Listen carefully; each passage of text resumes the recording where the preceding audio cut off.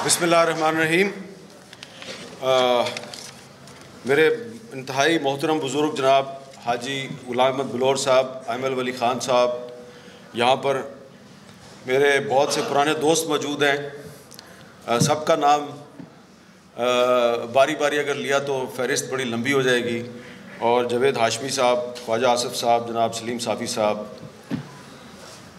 मुझे बहुत इस वक्त खुशी भी हो रही है और फ़ख्र भी महसूस हो रहा है कि बादशाह खान मरकज़ में एक बहुत ही आज के दौर के जो मसाइल हैं उसके हवाले से बहुत रेलेवेंट इशू पे मुझे बात करने का मौका मिल रहा है।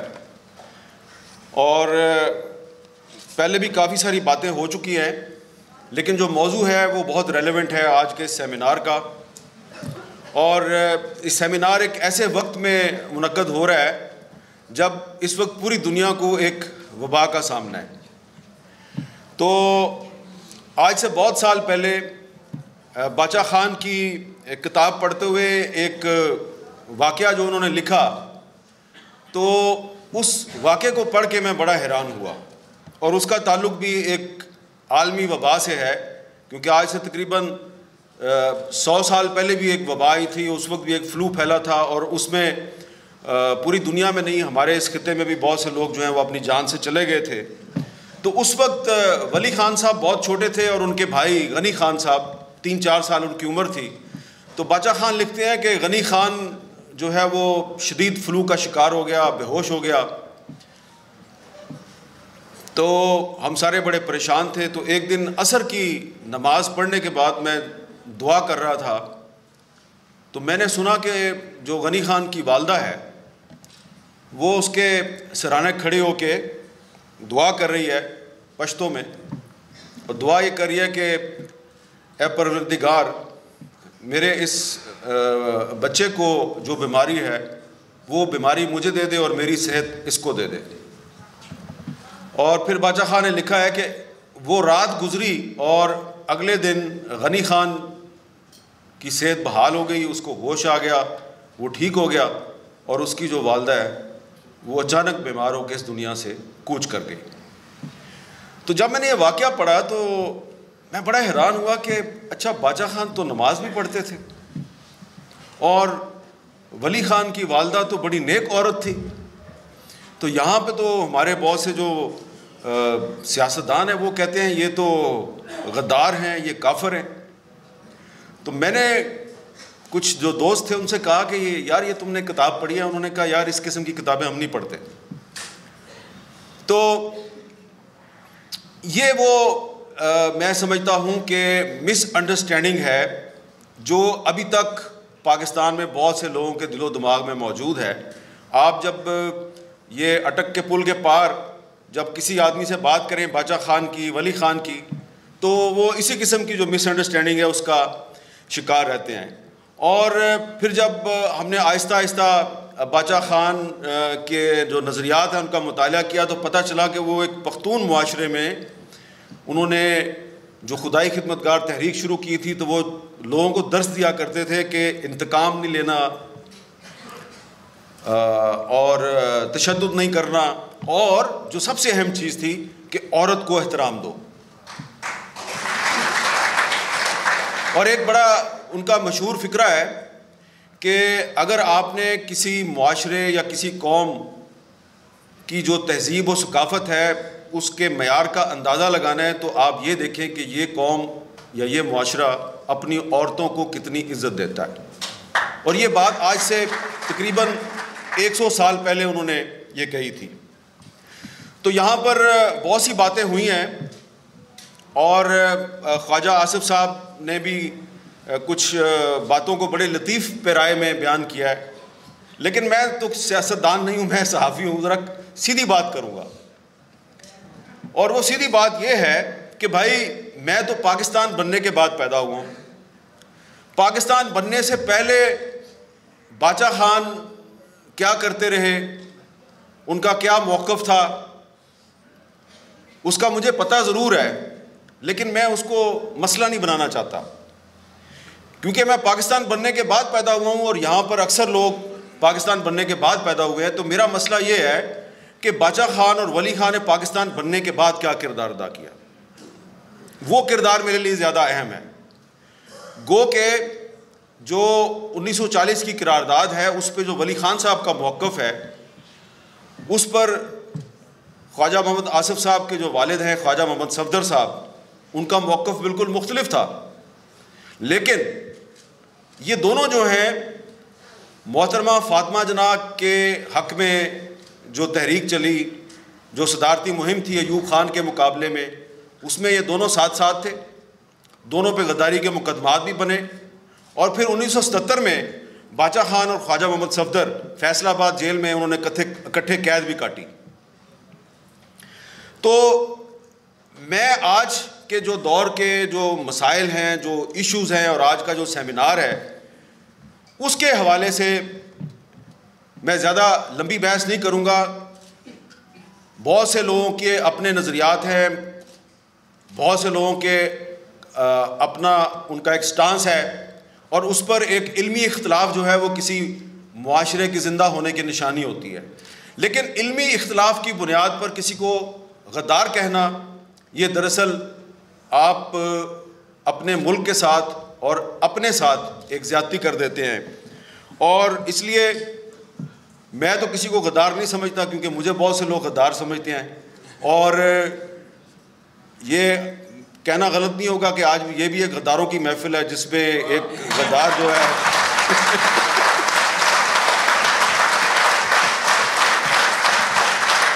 क्योंकि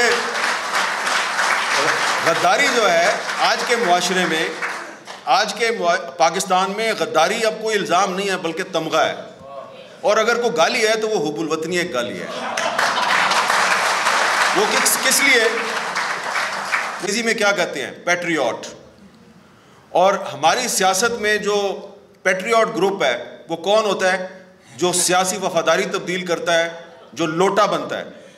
तो अगर पैट्रियटिज़म जो है, अगर पैट्रियटिज़म का ताल्लुक लोटाइज़म से है तो भाई हाथ जोड़ के कहते हैं हम गद्दार ही अच्छे हैं, हमें गद्दार ही रहने दो। तो अभी सलीम साबी साहब ने भी जिक्र किया कि जब पाकिस्तान बन गया तो बादशाह खान साहब ने इस्तेहकाम पाकिस्तान के लिए अपनी खिदमात पेश की। तो ये जो आज का आपके सेमिनार का मौजू है, मॉडरेशन, एक्सट्रीमिज़म एंड खुदाई खिदमतगार मूवमेंट, तो ये जो मॉडरेशन है और एक्सट्रीमिज़म है, इसकी अगर आपने इसको समझना है कि बादशाह खान का नज़रिया क्या था मॉडरेशन और एक्सट्रीमिज़म के बारे में, तो आपको जो पाकिस्तान की पहली कानून साज असम्बली थी उसमें जो बादशाह खान की तकरीर थी वो आप तकरीर पढ़ें बड़ी तफसील से। एक कट मोशन पे उन्होंने तकरीर शुरू की और वो तकरीर जो है वो आपके जो परवेज़ खान एडवोकेट है, एक्स MNA, उन्होंने जो किताब लिखी है प्रिजनर ऑफ कॉन्शियस, उसमें उन्होंने वो पूरी तकरीर जो है उसको रिप्रोड्यूस किया है। और उस तकरीर में किसके साथ बहस मुबाहिसा हो रहा है? लियाकत अली ख़ान के साथ और लोगों के साथ। और उसमें बादशाह खान साहब ने साफ साफ बता दिया है कि हम कोई अलहदा मुल्क पठानस्तान या पख्तूनस्तान नहीं चाहते, हम सिर्फ चाहते हैं कि जिस खित्ते में पख्तून रहते हैं उस खित्ते की अपनी एक शनाख्त होनी चाहिए। क्योंकि पंजाब में पंजाबी रहते हैं, इसका नाम पंजाब है, सिंध में सिंधी रहते हैं, इसका नाम सिंध है, और इसी तरह बलूचिस्तान में बलोच रहते हैं, उसका नाम बलूचिस्तान है। तो हमें भी एक पाकिस्तान में एक ऐसी इकाई चाहिए, एक ऐसा यूनिट चाहिए जिसका नाम हमारी तहजीब और हमारी सकाफ़त और हमारी कौमियत की निशानदही करे। ये सिर्फ वो चाहते थे। और उन्होंने उस तकरीर में सहाबा कराम के वाक़यात का जिक्र किया और उस तकरीर में उन्होंने बार बार कहा कि मैं पाकिस्तान के इस्तेहकाम के लिए अपनी खिदमात पेश करता हूँ। 7-8 महीने हो गया पाकिस्तान को बने हुए, मैं देख रहा हूँ, इंतज़ार कर रहा हूँ कि कोई हमारे पास आए, कोई हमारे पास नहीं आया। अब मैं आपके पास आया हूँ और कहता हूँ, आपको ऑफ़र करता हूँ अपनी कोऑपरेशन। लेकिन उसके बाद उनको गिरफ़्तार कर लिया गया। गो के कायद-ए-आज़म मोहम्मद अली जिन्ना ने उनके साथ मुलाकात की पेशावर में और उनके साथ चलने की कोशिश की, लेकिन खान क़यूम खान जैसे जो लोग थे उन्होंने उनको साथ नहीं चलने दिया। फिर जब बादशाह खान को इस तकरीर के कुछ दिनों के बाद गिरफ़्तार कर लिया गया तो जेल में उनके पास पंजाब के चीफ मिनिस्टर नवाब जुल्फ़िकार ममदोट और नवाए वक्त अखबार के चीफ एडिटर हमीद निज़ामी साहब उनको जेल में मिलने आए और बादशाह खान से दरख्वास्त की कि आपके शेख अब्दुल्ला से भी ताल्लुकात हैं, आपके नेहरू से भी ताल्लुकात हैं, तो मसला कश्मीर के हल के लिए आप हमारी कोई मदद करें। तो बादशाह खान ने जेल से बैठकर अपने एलची जो हैं वो 2-3 जगह पे भेजे और कोई उन्होंने रास्ता निकाल लिया। इस दौरान में नवाब ममदोट की हुकूमत ख़त्म हो चुकी थी और जब उन्होंने लियाकत अली ख़ान को पैगाम भेजा कि मैंने इस सिलसिले में कुछ होमवर्क कर लिया है और मैं इस मसले के हल के लिए कोई रास्ता निकालने में कामयाब हो सकता हूँ, तो मुझे बताइए कि आगे क्या करना है। तो लियाकत अली ख़ान साहब ने जो एक फ़िक्रा कहा वो बहुत मुस्तनद तारीख़ी किताबों में मौजूद है। उस वक्त तक कायद आज़म की वफ़ात हो चुकी थी। तो लियाकत अली ख़ान साहब ने कहा माजरत के साथ, किताब में जो लिखा हुआ है वही आपको बता रहा हूँ, एक बाबे से जान छूट गई है, अब दूसरा बाबा अपने आप पे मुसल्लत नहीं करेंगे। ये यानी कि उनका कायद आज़म के बारे में भी क्या मौक़िफ़ था वो आप समझ सकते हैं। और फिर 1964 का सदारती इलेक्शन आ गया। तो जैसा कि मैंने पहले भी अर्ज़ किया, तो उस सदारती इलेक्शन में जिसको आज भी बहुत से लोग कहते हैं गद्दार, बादशाह खान को भी और वली खान को भी, तो ये जो दोनों गद्दार थे इन्होंने कायद आज़म की बहन मोहतरमा फ़ातिमा जना के हक़ में इलेक्शन कैंपेन चलाई। और जब अयूब खान ने देखा कि फ़ातिमा जना को सपोर्ट मिल रही है बादशाह खान से और वली खान से, तो उन्होंने पम्फलेट बांटे बाकायदा और फिर टाइम मैगज़ीन को इंटरव्यू दिया दिसंबर 1964 में, इलेक्शन से कुछ दिन पहले, और उसमें कहा कि फ़ातिमा जना इंडियन एजेंट है, फ़ातिमा जना इंडियन एजेंट है, सिर्फ इसलिए कि बादशाह खान और वली खान फ़ातिमा जना की इलेक्शन मुहिम में उनको सपोर्ट कर रहे थे। और उस वक्त कौन कौन लोग सपोर्ट कर रहे थे? मशरक़ी पाकिस्तान में शेख मुजीबुर रहमान सपोर्ट कर रहा था, बलोचिस्तान में गौस बख्श बजिंजो, अताउल्लाह मैंगल, खैर बख्श मरी, ये सारे लोग फ़ातिमा जना के साथ थे। और खैबर पख्तूनख्वा में जो उस वक्त सूबा सरहद था, बादशाह खान और वली खान सपोर्ट कर रहे थे। तो इस पर ज़रा गौर करें आप कि शेख मुजीबुर रहमान, गौस बख्श बजिंजो, अताउल्लाह मैंगल, खैर बख्श मरी, खान अब्दुल गफ़ार खान, खान अब्दुल वली खान, सारे के सारे कायद आज़म की बहन के साथ खड़े हैं और फ़ौजी डिक्टेटर कह रहा है कि ये सारे गद्दार हैं। तो क्या मतलब है इसका?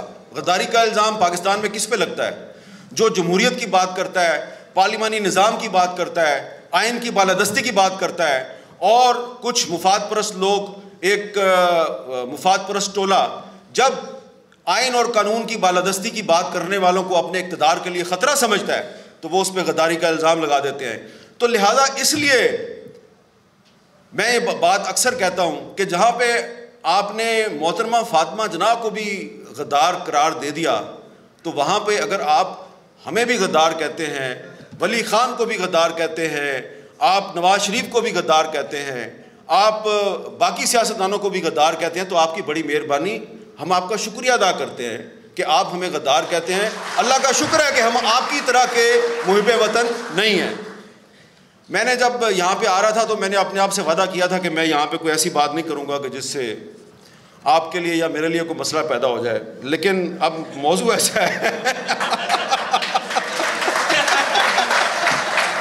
क्योंकि अभी तो जावेद हाशमी साहब ने भी तकरीर करनी है। वो एक सिक्काबंद किस्म के गद्दार हैं, 124A का मुकदमा भुगत चुके हैं, वो भी परवेज़ मुशर्रफ के दौर में। तो गद्दारी के इल्ज़ाम पाकिस्तान में जो लोग लगाते रहे हैं वो ख़ुद पाकिस्तान तोड़ना चाहते थे। और ये बात जो है, अब मैं जब यहाँ पे आया था तो मैंने अपने कुछ दोस्तों को बताई थी कि यार कुछ हिस्टोरिकल फैक्ट्स हैं वो नई नस्ल को बताने बड़े ज़रूरी हैं। तो एक तो हिस्टोरिकल फैक्ट ये है कि वो अयूब खान जिसने मोहतरमा फ़ातिमा जनाब पे गद्दारी का इल्ज़ाम लगाया, वो ख़ुद पाकिस्तान तोड़ना चाहता था। और इसका सबूत जो है अयूब खान का वज़ीर कानून था जस्टिस मुनीर, उसकी किताब है फ्रॉम जना टू ज़िया, और उस किताब में उसने खुद लिखा है कि अयूब खान ने 1962 में मुझे बतौर वज़ीर कानून बंगालियों के पास भेजा कि यार हमारी जान छोड़ो।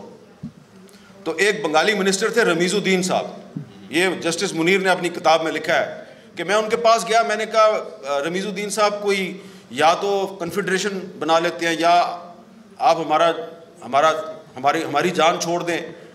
तो सारा दिन आप असम्बली में अपने हकूक़ की बात करते रहते हैं, महरूमियों की बात करते रहते हैं। तो रमीज़ुद्दीन ने कहा कि ये बताओ कि हम जो बंगाली हैं हम पाकिस्तान में कितने % हैं? उसने कहा जी आप 56% हैं। तो उसने कहा ना हम फिर 56% हैं, हमारी अक्सरियत है तो हम पाकिस्तान हैं, तो तुमने अगर पाकिस्तान छोड़ना है तो छोड़ दो, हम तो पाकिस्तान नहीं छोड़ेंगे। ये 1962 में रमीज़ुद्दीन ने यह बात कर दी। अब आगे आए, 1962 में अयूब खान साहब पाकिस्तान तोड़ना चाहते थे, वो कामयाब नहीं हुए। तो उसके बाद जब उनके खिलाफ डैक बन गई, डैक डेमोक्रेटिक एक्शन कमेटी, जिसमें नवाबज़ा नसरुल्लाह खान साहब, वली खान साहब और बहुत सी पॉलिटिकल पार्टीज़ इकट्ठी थी उसमें, तो अयूब खान ने कोशिश की डैक की लीडरशिप में नफाक डालने की, और उनकी निगाह इंतखाब पड़ी खान अब्दुल वली खान पर, और उन्होंने वली खान साहब को कहा कि मैं आपसे मिलना चाहता हूँ। उन्होंने इनकार कर दिया। फिर उन्होंने बीच में बहुत से बंदे डाले कि बड़ी ज़रूरी बात करनी है तुम्हारे साथ, बहुत ज़रूरी बात करनी है। तो आखिरकार वली खान साहब जो हैं वो उसको मिलने, अयूब खान को मिलने रावलपिंडी चले गए। अब ये जो मैं आपको बात बता रहा हूँ, ये वली खान साहब का एक इंटरव्यू है, दिसंबर 1981 में हफ्त रोज़ा चट्टान में शाया हुआ था, उसके बाद कुछ किताबों में भी मौजूद है। उसमें उन्होंने ये सारी जो दास्तान है उसको बयान किया है। तो अगेन एक दफ़ा फिर जनरल अयूब खान वली खान को क्या कहता है कि वली खान तुम बड़े समझदार आदमी हो, मुझे तुम्हारी मदद चाहिए। तो वली खान साहब ने कहा जी आपको क्या मदद चाहिए? यार मेरी मदद ये करो कि हम किसी तरीके से ये जो मशरकी पाकिस्तान है इससे जान छुड़ाना चाहते हैं। अगर हम मशरकी पाकिस्तान से जान नहीं छुड़ाएंगे तो ये पाकिस्तान कभी तरक्की नहीं करेगा, तो पाकिस्तान के इस्तेहकाम की खातिर मेरी मदद करो। तो वली खान साहब जो हैं उन्होंने इनकार किया उसको, और जो एग्जैक्ट अल्फाज हैं, क्योंकि ये हिस्ट्री की बात है, जो एग्जैक्ट अल्फाज वली खान साहब ने अपने उस इंटरव्यू में लिखे हैं, कहे हैं, वली खान साहब ने उसको कहा हम मशरकी पाकिस्तान की अलहदगी में आपकी मदद नहीं कर सकते, बल्कि मशरकी पाकिस्तान को बचाने के लिए हर उस ताकत से इत्तेहाद करेंगे जो पाकिस्तान बचाना चाहती है। आज आप मशरकी पाकिस्तान से जान छुड़ाना चाहते हैं, कल आप कहेंगे सूबा सरहद से जान छुड़ानी है। अब ज़रा इस पे ज़रा गौर फरमाएं आप, और जो लोग आप पर और हम पर गद्दारी के इल्ज़ामात लगाते हैं वो भी ज़रा गौर करें यार, खुदा का खौफ करो, कोई शर्म होती है, कोई हया होती है।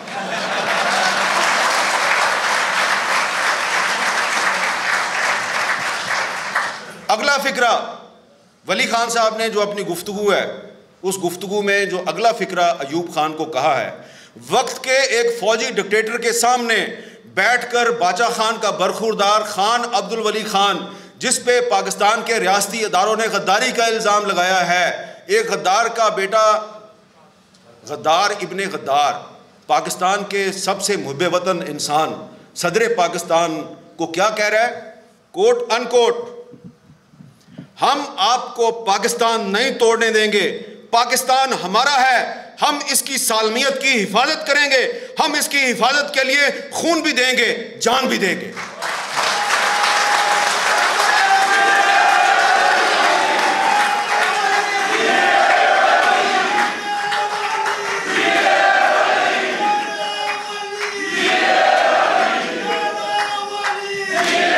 अच्छा, अब अगर किसी को शक हो,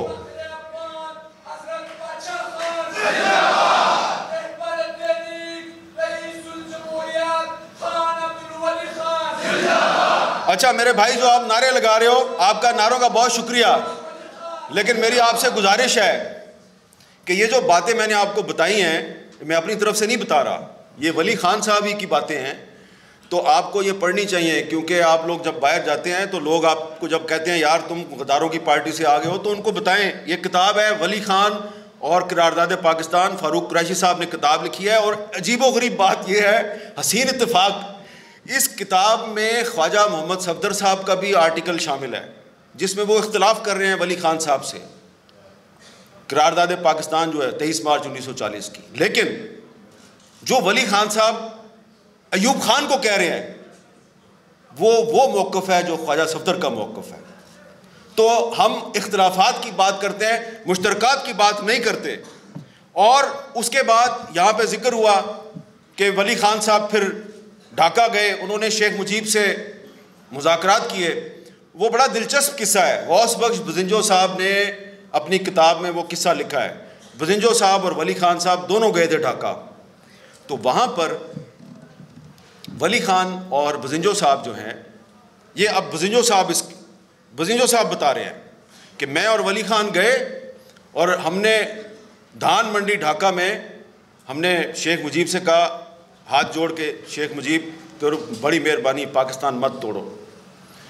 तो शेख मुजीब थोड़ा गुस्से में आ गया और उसकी आंखों में आंसू आ गए और उसने वली खान और बुज़िंजो साहब को मुखातिब करते हुए कहा कि तुम मुझे कह रही हो कि मैं पाकिस्तान तोड़ना चाहता हूँ? तुम भूल गए हो 1947 जब मैं तुम्हारे पास आया था कि खुदा के लिए पाकिस्तान बनने दो, उस वक्त तुम कहते थे कि नहीं मुसलमान तकसीम हो जाएंगे, ये गलत हो रहा है। आज तुम मेरे पास आ गए हो, मैं पाकिस्तान नहीं तोड़ना चाहता, मेरे पास मेजॉरिटी है, मेरे पास अक्सरियत है, मैं तो पाकिस्तान को बचाना चाहता हूँ, तुम मेरा साथ दो। तो इन दोनों ने अपना ताउन जो है वो मुजीबुर रहमान को उसकी पेशकश की और कहा कि हम आपके साथ चलने के लिए तैयार हैं। और अगर ये वेस्ट पाकिस्तान की इतनी बड़ी पार्टी और ईस्ट पाकिस्तान की एक इतनी बड़ी पार्टी इकट्ठी हो जाती तो पाकिस्तान बच सकता था, लेकिन ये याह्या खान ने ये काम नहीं होने दिया। और उसके बाद यही पार्टी नैप, नेशनल अवामी पार्टी, जो 1971 में पाकिस्तान बचाना चाहती थी, फिर इस पर पाबंदी लगा दी गई और पाबंदी लगा के पाकिस्तान को मज़ीद कमज़ोर किया गया।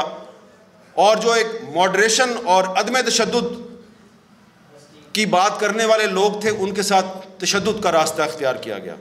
अदम तशद्दुद की तहरीक को दबाने के लिए तशद्दुद का रास्ता इख्तियार किया गया और यही है हमारा डिक्लाइन। यहाँ से हमारा जो है ज़वाल शुरू होता है। पाकिस्तान की सियासी जमातें जो हैं, पहले उन पर पाबंदी लगाई गई, फिर उनकी तोड़ फोड़ शुरू की गई, पैट्रियट ग्रुप बनाए गए।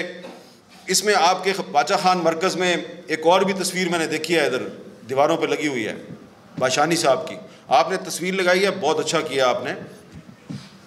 वो नैब के सदर थे।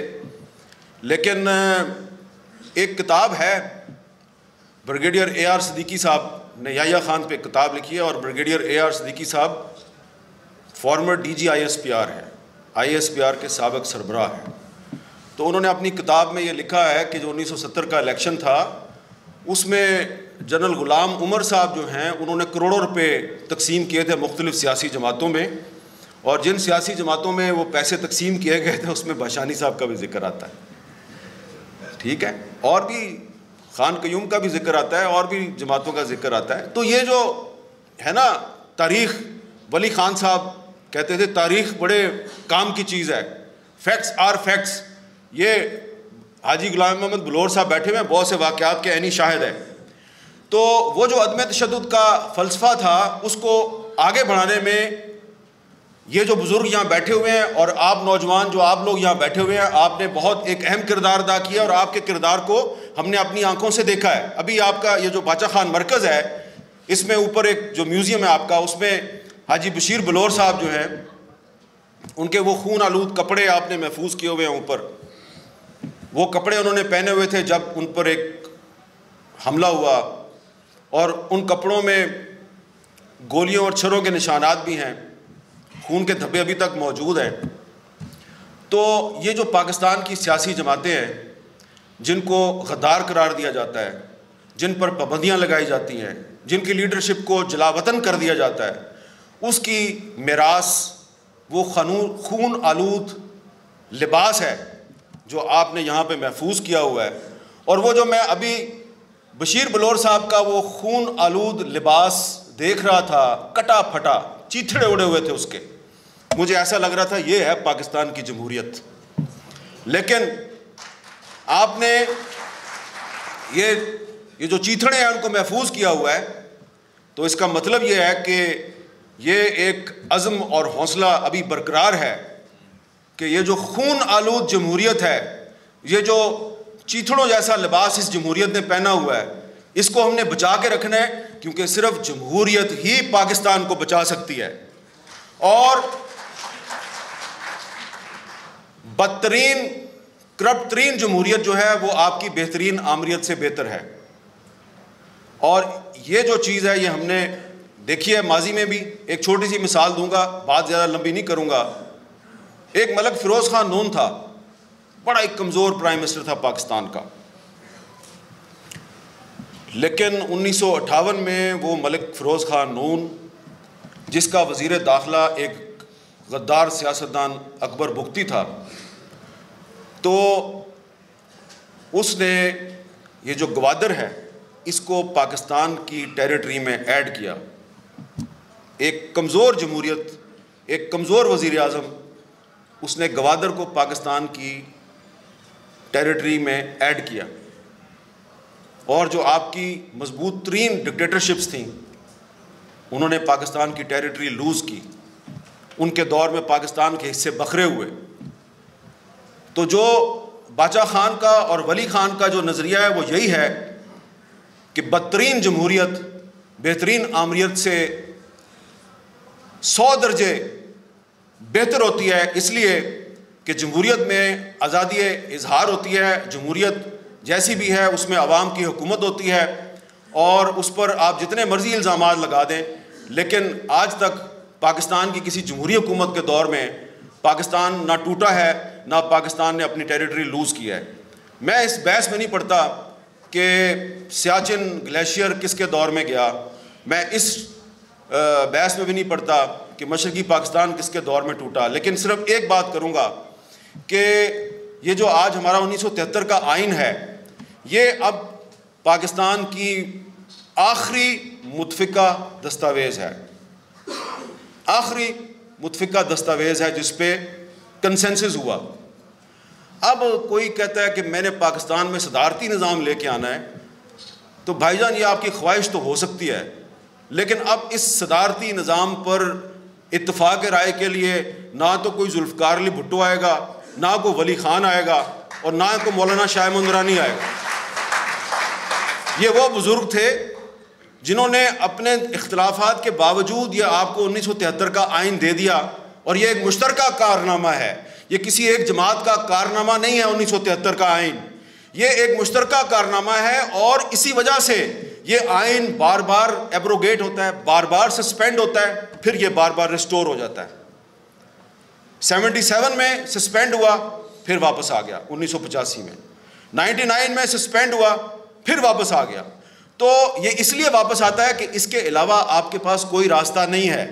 जो लोग कहते हैं कि पाकिस्तान में सदारती निज़ाम आएगा तो सारे मसले हल हो जाएंगे, तो कल वो वज़ीर आज़म साहब कह रहे थे कि पाकिस्तान में कोई महंगाई नहीं है, सब हालात ठीक हैं, ज़र मुबादला के ज़खायर बढ़ गए हैं, बैलेंस ऑफ पेमेंट बढ़ गया है, पाकिस्तान की एक्सपोर्ट्स बढ़ गई हैं। तो भाई अगर इतने हालात अच्छे हैं तो फिर तुम ये खुफिया तरीके से सदारती निज़ाम पाकिस्तान में लाने की मुहिम क्यों चला रहे हो?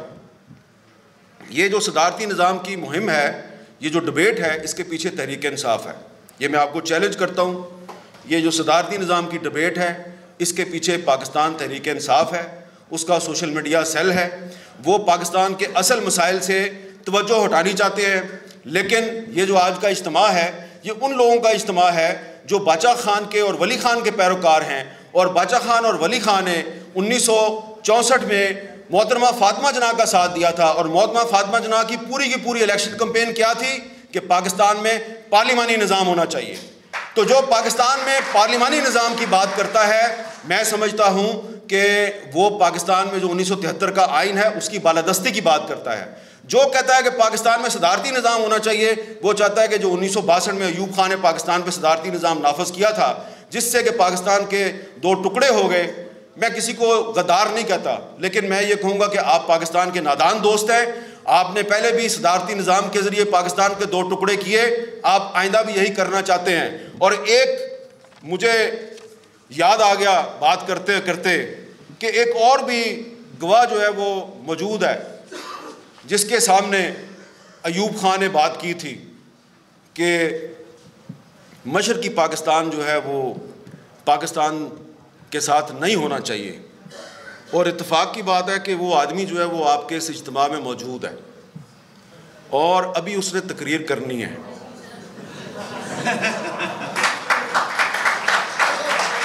और इजाज़त लेने से पहले याद दिला दूं अपने उस बहादुर दोस्त और बहादुर लीडर को कि आपने ये वाक़या अपनी एक किताब में लिखा हुआ है। यकीनन आप इसकी तरदीद नहीं करेंगे, लेकिन याद इसलिए दिला रहा हूँ ताकि आप लोग मौका लगे तो ये किताब भी पढ़ लो। जवेद हाशमी साहब को अयूब खान ने क्या कहा था, ये अब आपको जवेद हाशमी साहब खुद बताएंगे। इजाज़त दीजिए, अल्लाह हाफ़िज़।